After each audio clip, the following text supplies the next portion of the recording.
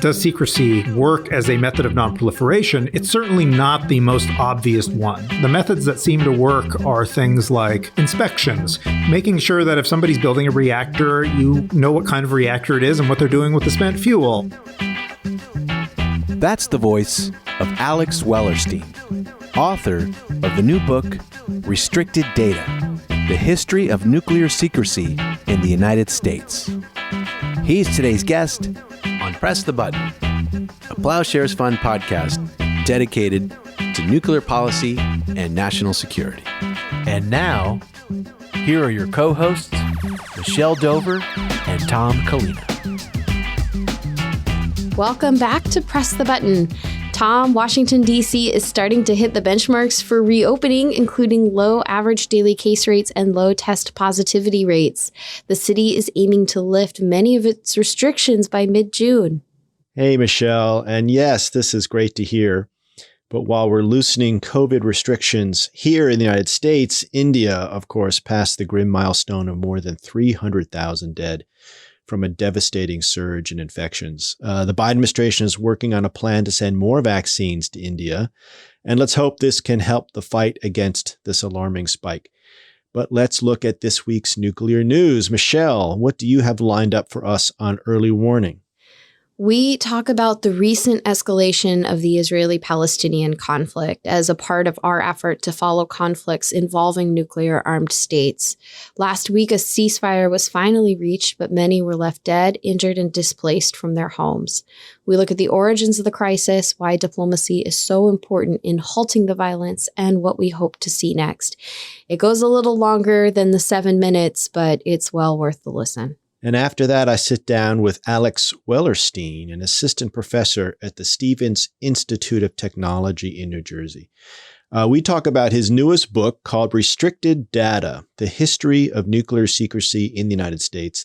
Alex explains to us how the scientific community dealt with the inherent tensions between the free exchange of knowledge and the secrecy surrounding the development of the atomic bomb.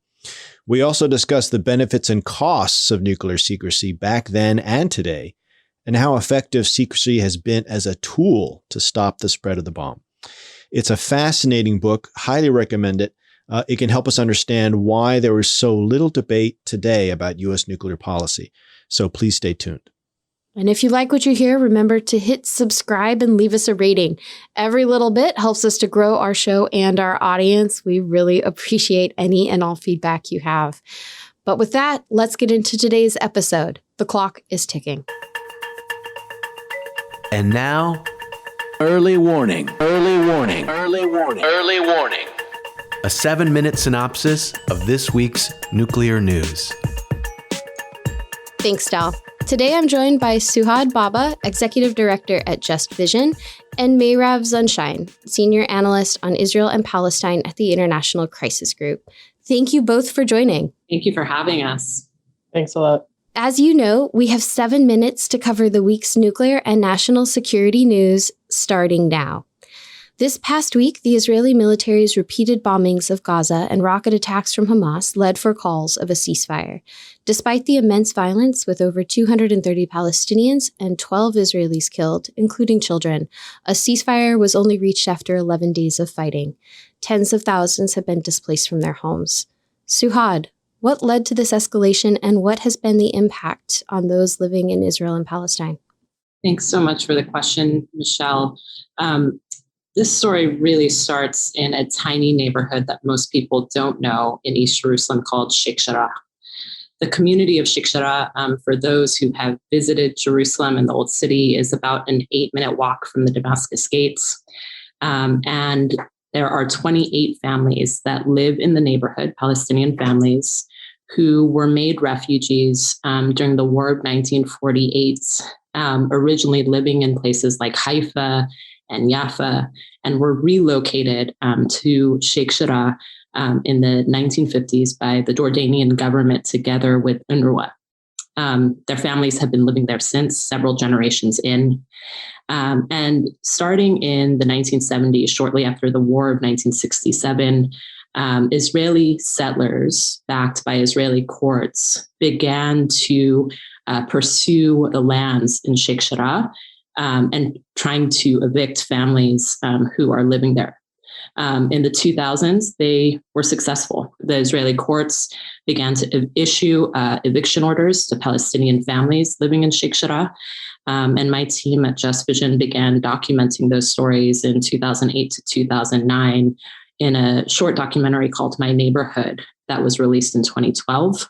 At that time, the community began to organize a grassroots campaign that continues till this day. Fast forward several years later, in October of 2020, the Israeli courts again issued several eviction orders to families living in Sheikh Jarrah. By October 2020, you no longer had 28 families in Sheikh Jarrah. The families that were living there are now down to 24. 4 of those families have been evicted already from that first wave of evictions. Of the families that received eviction orders, one of them is Mohammed Al-Kurd's family, the Al-Kurd family, which we're very close to. They began to resume their organizing to bring attention to what's happening in Sheikh Jarrah.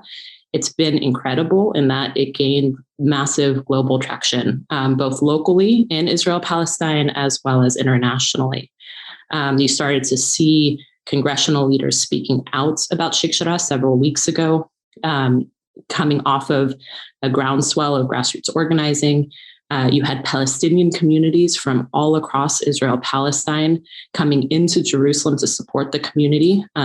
Some of you may be familiar with the images of Palestinian citizens of Israel driving on the highway to enter Jerusalem in big buses. The Israeli police refusing to let them into Jerusalem. So they parked their buses and actually walked for 4 hours to Jerusalem to be with the community. That was the kind of unity and momentum that Sheikh Jarrah had inspired. And it's on that momentum that we see just several days later on May 9th, the Israeli police and Israeli forces beginning to ramp up violent attacks on Al-Aqsa in Jerusalem. And we know the sensitivity of Al-Aqsa, so does the Israeli government. And from there, we saw the escalation over the course of the following days. What I want to note here is that it's not a stretch to say that the Israeli government, knowing that sensitivity, may have been very intentionally operating to distract from what was a really momentous grassroots campaign for rights and dignity that was drawing the attention of the world. Mairav, I'm acutely mindful in this moment that conflicts don't resolve themselves through shooting or bombing. They ultimately will end through diplomacy and through negotiation. What finally led to this ceasefire, and what do you foresee happening on that front and on the political front more broadly? Well, I think it's important to understand that the ceasefire that took place, it's good that it happened, of course, but none of the issues that led up to the escalation have changed. And except for the fact that rockets have stopped flying, there's still a ton of violence happening, a ton of Israeli police repression. In fact, nothing has actually really stopped or changed except for the rockets. So the ceasefire itself, in some ways, was already beckoned itself because Hamas, its first firing of the rockets at Jerusalem was the statement that it wanted to make. It considers that a success. And then it knew that it would be, after that, pummeled. And Israel also doesn't really have an interest in, it has no decisive victory. It has no effective strategy for the Gaza Strip. So I think, the ceasefire in and of itself had to happen. The question is what happens next. And that, unfortunately, doesn't look very optimistic. There's nobody in the Israeli government who is interested in any kind of alternative right now other than the use of force. And that's not just in Gaza, that's everywhere across the land. And until that starts to change, I'm afraid that we're not really going to see any difference in the violence. Is there anything specifically that you are going to be looking for or that you are hoping to see? I think this is a really important question. You asked earlier, Michelle, about the impact of what's happening on communities in Israel, Palestine. And what we know is that this is different. I think Yusuf Munayyer said it quite well in his New York Times piece when he said that the earth underneath us has shaken. And what I mean by that is that you have ingredients where Palestinians have had enough, and they've made that very clear that they will unify and organize, not just in Israel, Palestine, but globally. You also have seen the spilling over of state-sanctioned violence across Israel-Palestine in cities like Haifa and Lid and places like Jaffa at levels that we haven't yet seen before, with Israeli settler mobs backed by Israeli forces attacking Palestinians and operating from the lens of a Jewish-Israeli supremacy that has been deeply troubling. And we know that there is no truly going back to status quo from this. Meanwhile, I think we are seeing the conversation shift dramatically in the international community, and particularly in the United States, where the US has played an interventionist role, oftentimes blocking international community from holding Israel accountable. And we're starting to see certainly congressional leaders like Betty McCollum, who's been working on this for years, to introduce legislation that would hold Israel accountable, but also being joined by folks like congressional leaders and Congresswoman Alexandria Ocasio-Cortez and Mark Hochul and Senator Bernie Sanders, who just introduced an unprecedented attempt to stop the Israeli sale of arms from the US to Israel. These kind of mechanisms for accountability come out of, again, years and decades of grassroots organizing. And it's great to see that they're starting to finally be translated into the halls of power in the United States. We need to keep pushing in that direction. We need to continue to talk about what it looks like to condition military aid. We need to keep talking about what it means to use our tax dollars to support the Israeli government's human rights violations, in effect. And these are positive steps that we need to be pushing on and continue to push on as swiftly as possible, because we know that the price that communities on the ground, Israeli and Palestinian communities, are paying for every moment that we're behind is quite high. How about you, Mairav? Well, I think this is a very sobering moment for Israeli citizens, for Jewish citizens of Israel. What I would hope is that they understand that, as Suhad said, we can't go back to the status quo. The status quo might have been okay for Jewish citizens, but it's not okay for everyone else. And I think the violence in the cities inside Israel is a good wake-up call for Jewish citizens to understand that the status quo and the Israeli policy of continuing to repress and to confine and to fragment Palestinians, it's just not an effective strategy for being safe and secure and stable anyway, regardless of your politics. And so I hope this will be a wake-up call and a sobering moment for Israelis. And there are, a small group of Jewish citizens who understand that the only way forward is for Arabs and Jews to have full equality. And I hope that that movement grows and that Arabs and Jews together can figure that out. But Jewish citizens have to have their own kind of personal, stock of what's happening, what kind of privileges they enjoy, and, how they can get out of this mess. Mairav, Suhad, thank you so much for joining. Join us for Momentum Chain Reaction 2021 on Monday, June 7th, live via Zoom, 8 p.m. Eastern, 5 p.m. Pacific. Together, we'll commemorate 40 years of bold action by Plowshares Fund to promote peace and security around the world and to celebrate the momentum we carry forward to position people, not nuclear weapons, at the forefront of our national security and budget priorities. The event is free and open to all.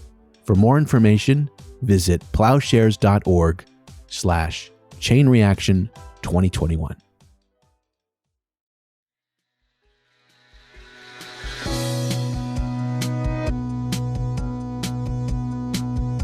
Today we are talking about government secrecy, nuclear secrets to be exact. Even before the bomb was born 75 years ago, people in the United States were trying to keep the information away from certain groups. First the Germans, then the Japanese, then the Soviets, and also from the US Congress and the American people.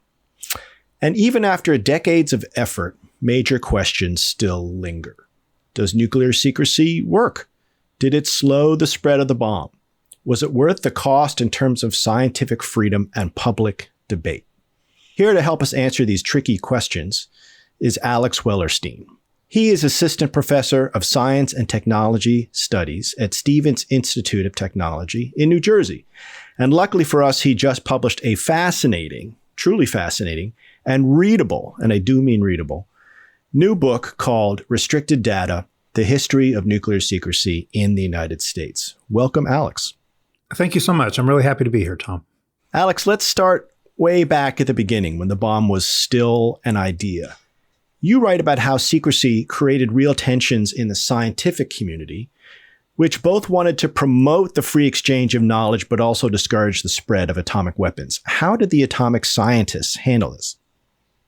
So, nuclear fission was discovered as a piece of open scientific research, right? It was discovered by a team based in Berlin. So on the one hand, it is this great achievement of how normal science is supposed to operate. You do experiments, you announce your results, things like that. On the other hand, it was being done in a context in which it looked like World War was on the horizon. The Nazis had already been in charge of Germany for years. They were beginning to expand. It looked very clear that Europe was a powder keg. And if you were a scientist outside of the Axis powers, that's some cause for concern. If you were a scientist of Jewish descent who had fled the Axis powers, that was an extremely disturbing thing. And it was those scientists in particular, these refugee scientists, who really wrestled with this question first, because they were the ones who took most seriously the threat of a world in which the Nazis had nuclear weapons. And so this is a tough tension. Some of these scientists, Leo Szilard is the most famous one who sort of started the push towards secrecy. They would go to their colleagues and they would say, hey, this new scientific phenomena, which was discovered, weeks ago, you could imagine somebody making it at an industrial scale and using it as the most terrible weapon possible. Perhaps we should suspend normal scientific operations until we know if that's the case. And you had some scientists who said, even some of these refugees like Enrico Fermi, who initially said, look, what are the odds that that's going to happen in the next couple of years, right? That isn't how science works. There isn't a discovery in physics that gets turned into some sort of new weapon within 5 or 6 years. It's just not the speed of these things. It takes a lot of time to go from tabletop science to industrial applications. There's so many unknowns. Why would we suspend scientific activity on the sort of vain hope that the Germans won't think of this when they themselves discovered this phenomena? But in the end, the fear was large enough that Szilard actually got a fair number of people to sign on to this project of not publishing the results, to sort of change the way they did it. And it was constantly in tension. And eventually the whole thing sort of fell apart because some scientists in France wouldn't sign on to it. But to me, this is a really core episode because there's different values and different hopes and different fears in tension with each other. And this is where a lot of the secrecy and scientific secrecy revolves around. You have people who really believe that you will not make progress in science without some sort of openness. And they really believe that if you start imposing secrecy, you're essentially going to gut the scientific process and corrupt it. On the other hand, they are desperately afraid of the consequences of this information circulating too widely because it's potentially quite dangerous. So this has been there from the beginning with concerns about nuclear secrecy, like from the very first moments of it, and it continues to this day. Now, as we get into the Manhattan Project, which, as our listeners know, was the massive U.S. effort to build the first bomb, the Manhattan Project is sometimes described as the best kept secret of the war. Was it really? It depends on how you define best kept secret of the war and who the secret is kept from. That term was essentially developed by people within the Manhattan Project to congratulate themselves. And in the period after the bombing of Hiroshima, they had a massive campaign for basically informing the public or molding the public, depending on how you want to see it, as to how they should think about this new weapon. And one of the sort of rhetorical means was to emphasize the secrecy and how important it was and how successful they were at that. And so you should take it with a little bit of a grain of salt. They did a very good job of keeping knowledge of the Manhattan Project from the American people. They did a very good job, as far as we can tell, of keeping it from the Germans. Part of that's because the Germans weren't really looking for it. If the Germans had looked, they probably would have seen it. There are other scientists around the world who essentially figured out the Manhattan Project was happening without any kind of spy information, just by looking at who isn't publishing anymore or little bits of scientific gossip and things of that nature. The Japanese weren't looking for it either. Both the Germans and the Japanese had concluded that it probably wasn't feasible to make an atomic bomb in the constraints of World War II, so they didn't expect the Americans to be doing it. They didn't keep it from the Soviet Union. The Soviet Union had spies within the Manhattan Project and had inferred its existence even before they had spies. That's a pretty good accounting of who they were able to keep it from. So in a sense, they did a good job given the sort of difficulties of it. I think a lot of people don't really appreciate how large the Manhattan Project was.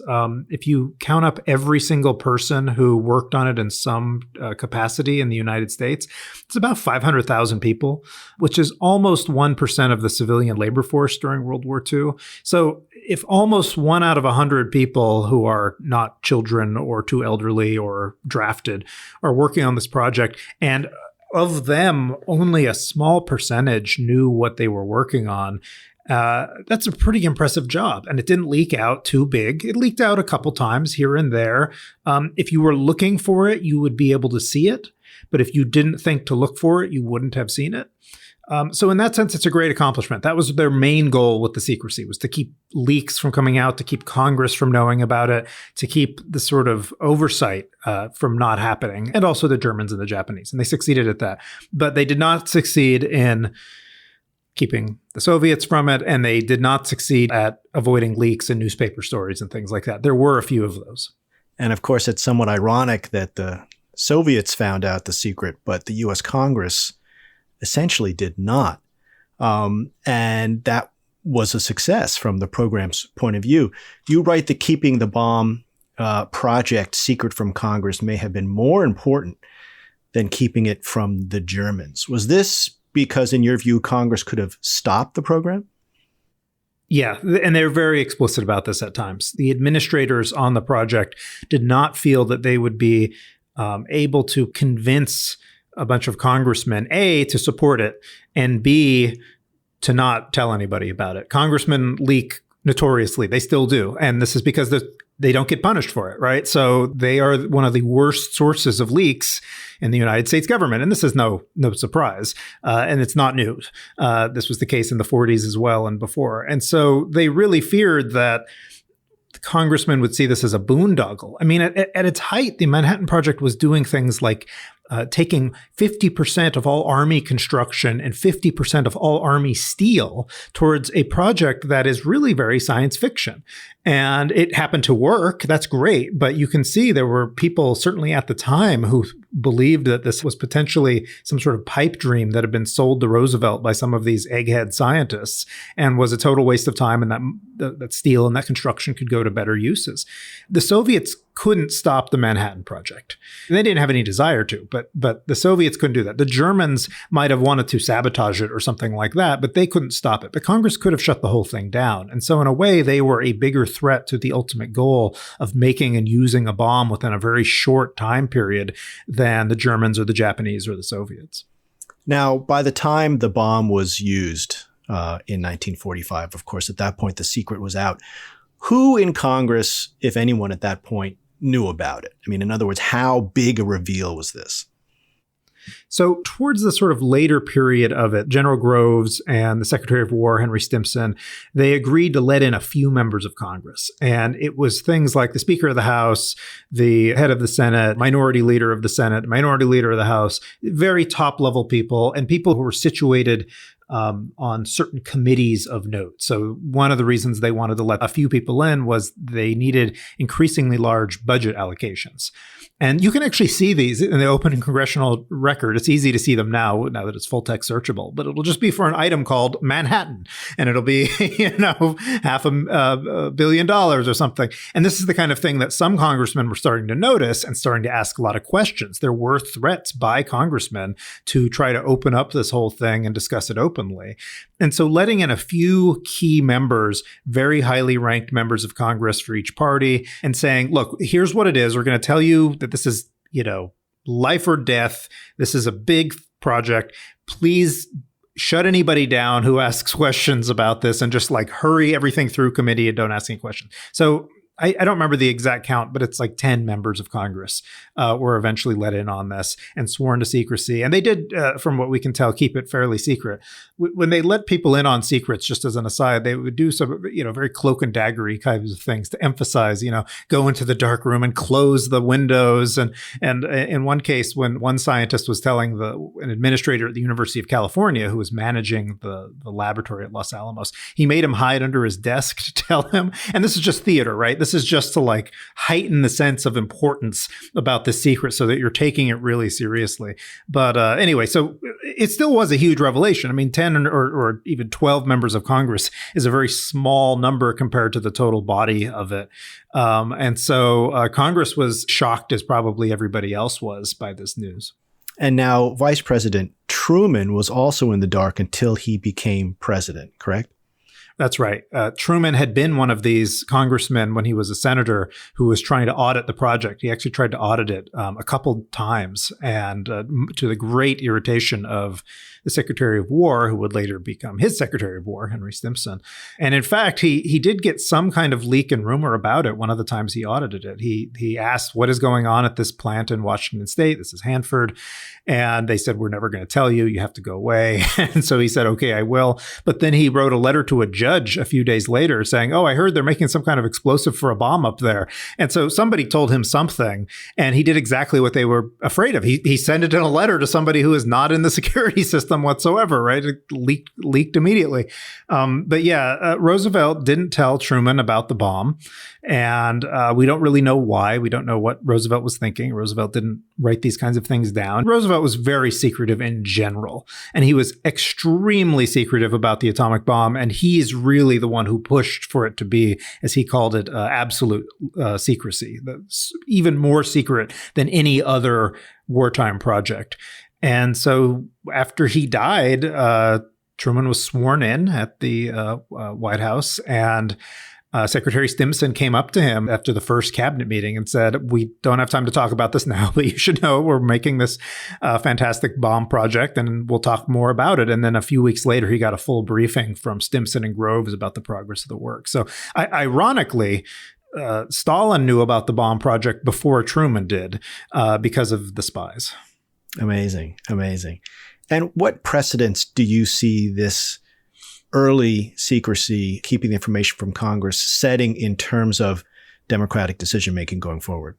Oh, it's clear that they came up with a way of thinking about this, which is to say there are some things that are so dangerous that you cannot do normal democracy. And, maybe during World War II, you could see that this was maybe in some case not implausible, right? Okay, you're talking about Hitler with atomic bombs. That's a huge imagined threat. Now, is it plausible? Was he working on atomic bombs? It turns out no, but that's a separate issue, right? But you could see that that's a big enough fear. What happens in the Cold War is pretty quickly, not immediately, but pretty quickly, that transfers into, okay, what about Stalin with atomic bombs? And now you've set up an equally existential appearing fear. And if Hitler with atomic bombs was enough to suspend a lot of democratic oversight, then Stalin with atomic bombs is probably enough also. Stalin's no peach either. And we've continued to sort of just kick that down the line. The end of the Cold War happens. Oh, hooray. We don't have to worry about, now it's the Chinese with atomic bombs. Now it's the North Koreans with atomic bombs. Now it's the Iranians with atomic bombs. And in this sense, this is the sort of root of the justification for all of this, is this fear of something really awful and terrible out there that could happen. And it's not a crazy way to think about it, but of course, the fear of your democracy going off the rails, the fear of money being spent foolishly because there isn't enough oversight, using the justification of these threats to do things that are really not consistent with our core values as a country, that is rarely part of the official discussion, in part because the people who are having those official discussions take for granted that they're the good guys. And so people on the outside, especially starting in the 70s, started to say, well, wait, maybe you aren't the good guys. Maybe there aren't any good guys. Maybe everything's complicated. But that's been the tension. And I'm not casting aspersions on the people who have been in these positions. When I look at their archival records and look into some of them more deeply as a biographical approach, they do think they're the good guys. They do think they're doing the right thing. They think they have really good reasons for this. On the other hand, we also know that under this cover, all sorts of abuses take place. And so there is a need for assuming that not everybody there is, maybe there are good guys, but the road to hell, good intentions, all of that sort of thing. So stepping back a minute, taking a bit of a wider view, I'd like to ask you your views on how important is secrecy, right? Is secrecy the thing that stops countries from getting nuclear weapons? And if not, does the U.S. approach to nuclear secrecy work? So it's really hard to know. This is one of those really tricky questions because you have to imagine sort of a different universe, right? You have to imagine if the secrecy didn't exist, what would be different? And in some cases, we have enough evidence to say, well, the secrecy, from what we can tell, probably didn't impact, for example, when the Soviet Union got the bomb. Part of this is because they had some spies, and so the secrecy failed in that case. But part of it's also because if you look at the Soviet program under a microscope, what really set the timescales and what really proved to be the parts that they found difficult were really material constraints. Having enough uranium, building the factories you need to enrich the uranium or make reactors, tacit knowledge, the experience you get as a person working with something. We imagine what you need to make a bomb is a bunch of equations. And yeah, there's some equations involved, but a lot of it is, say, knowing how to fabricate plutonium into different shapes. That isn't an equation. That's people having experience with the metals and things like that. So that's what we call tacit knowledge, know-how. The thing is, when it comes to the stuff you can write down, that's usually the stuff that's easiest for teams of scientists to figure out, given enough time and resources, and not even that much time and resources. For example, with the Manhattan Project, all of the work at Los Alamos, all of that scientific research, all of the tinkering and all of that, that was a couple thousand people, and they were working on a very tight constraint, right? And it took them a couple years, and it cost something like 5% of the total project. That is not the part that is the really hard part. And yeah, you have to have some clever people, but guess what? Clever people are distributed fairly evenly across the globe. And you do not actually have to all be Nobel Prize winners to pull this off, as we've seen. So in that sense, you can say, well, it doesn't seem like the secrecy is really the dominant factor there. It may have played a role. If you imagine a world in which the United States just published everything, assuming the Soviets believed it, which they probably wouldn't have without testing it themselves, that might have had a little effect here and there. But it doesn't seem like if the reason you're asking the question is to ask, does secrecy work as a method of nonproliferation, it's certainly not the most obvious one. The methods that seem to work are things like inspections, making sure that if somebody's building a reactor, you know what kind of reactor it is and what they're doing with the spent fuel, monitoring how much they're enriching their uranium to and how many centrifuges they have, things like that. And this is mostly what our nonproliferation regime is built on, these material constraints. And I've had discussions with people, including people in the, classified world, who say, well, we have some evidence that secrecy helps here and there. It's clear that, for example, the Iranians are having trouble with things that look like detonators. And if we publish everything we knew on detonators, then maybe it wouldn't have that trouble. But ultimately, it's not clear that secrecy does much more than slow things down a little bit. And it's not clear that it's that effective at doing that. A better approach is something that does not rely on trying to keep information locked up or to keep people ignorant. A better one is something that allows you to really put constraints. The bomb, atomic weapons, nuclear weapons, they're not informational entities. Like a computer virus is 100% information. That's what it is, right?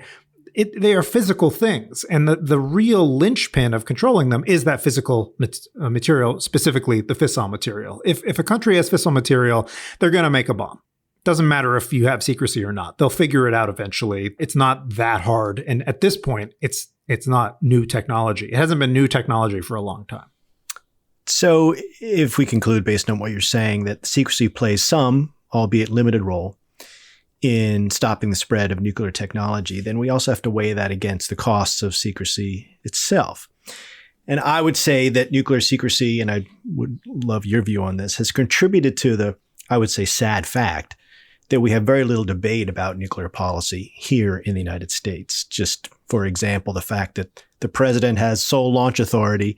It's not even a secret, but very few people know about it. And it seems that the secrecy culture puts a limitation on what people feel they can know about nuclear weapons. Yeah, I think that's right. And you definitely have a dampening of discussion. You have a sort of calcification of the priesthood of people who are allowed to talk about nuclear weapons. And it does even lead people who are relatively well versed in these topics to essentially self-censor and to not talk about things and say, well, I can't really. Presidential launch authority is one of those. I've had a lot of discussions with people the last few years.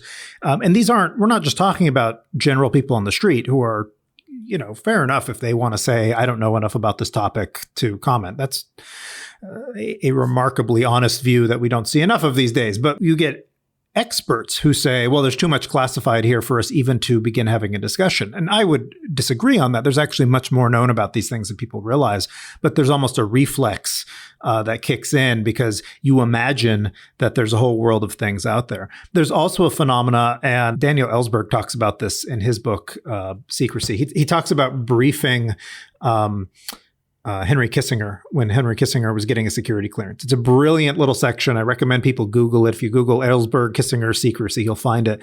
But he basically says to Kissinger in his recollection of it, look, you're going to immediately, the minute you get a security clearance, you're going to feel like an idiot because you're going to realize there are all these things that you didn't know and you were talking and you were just speculating. And then you're going to start feeling superior because now you know everything. And you're going to stop listening to people who don't have a security clearance. And what you're not going to realize is A, the information you get from a security clearance is not always accurate anyway.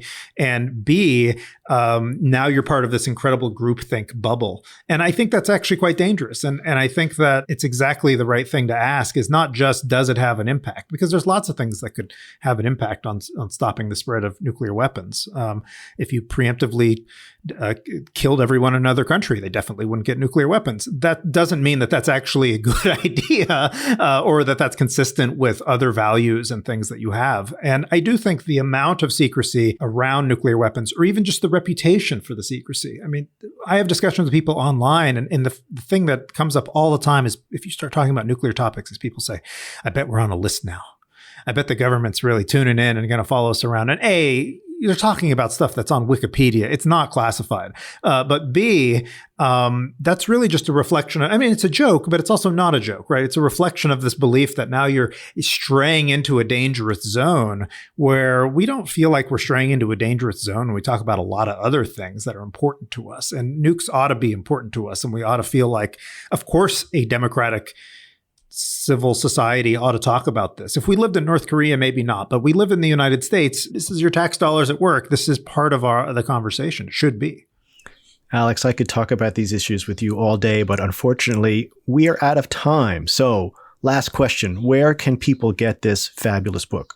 Well, you can get it at all fine booksellers that are probably available to you. But if you would like to learn more about the book, just go to book.nuclearsecrecy.com. And that's my little website about the book. And there's got some pictures and documents and reviews and things like that.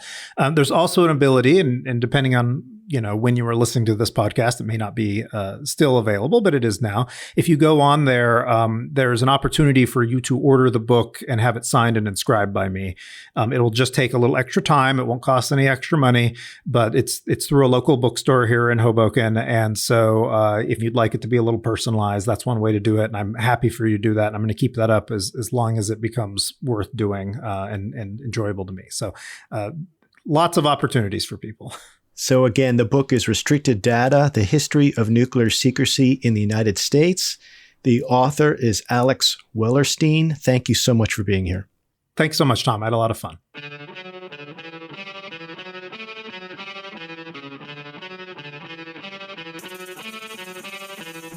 Thanks for listening to Press the Button.